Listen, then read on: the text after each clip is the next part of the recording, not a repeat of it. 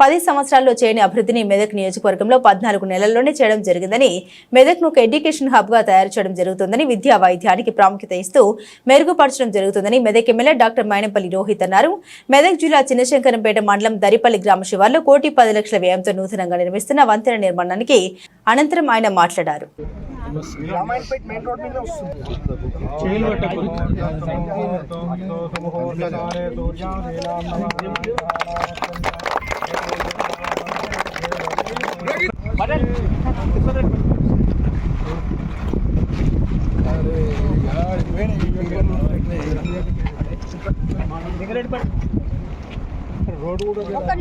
కూర్చున్నాం కదా కూర్చుందాం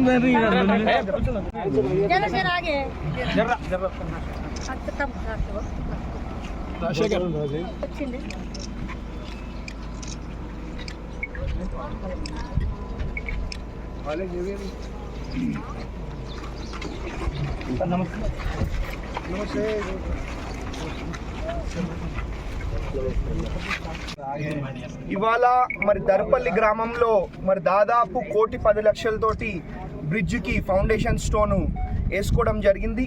మరి ఇదే కాదు, దాదాపు 1,60,00,000 మరి దర్పల్లి గ్రామాన్ని మేము అభివృద్ధి చేస్తూ ఉన్నాం.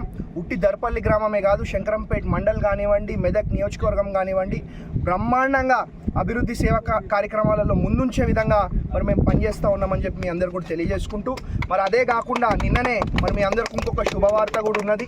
నిన్ననే దాదాపు 200 కోట్లతోటి 20 నుంచి 25 ఎకరాలలో మరి యంగ్ ఇండియా ఇంటిగ్రేటెడ్ స్కూల్ కూడా మరి మనకు శాంక్షన్ రావడం జరిగింది. అతి తొందరలో దాన్ని పూర్తి చేసుకొని మన పిల్లలందరూ కూడా విద్యావంతులై ఉన్నతమైన స్థానాలకు పోయే విధంగా మరి మేము చర్యలు తీసుకుంటా ఉన్నాం, పనిచేస్తూ ఉన్నామని చెప్పి మీ అందరు కూడా తెలియజేసుకుంటూ, మరి అదే కాదు, మరి గత 10 ఏళ్ళు కూడా ఉట్టిగా నాశనం పట్టించిర్రు, వృధా చేసిండ్రు.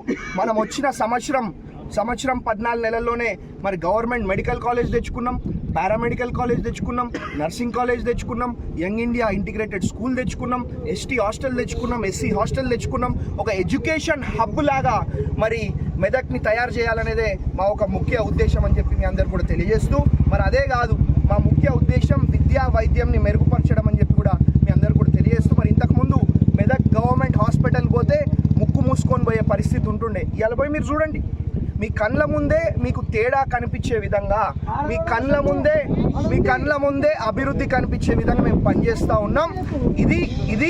ఇది ప్రారంభం మాత్రమే.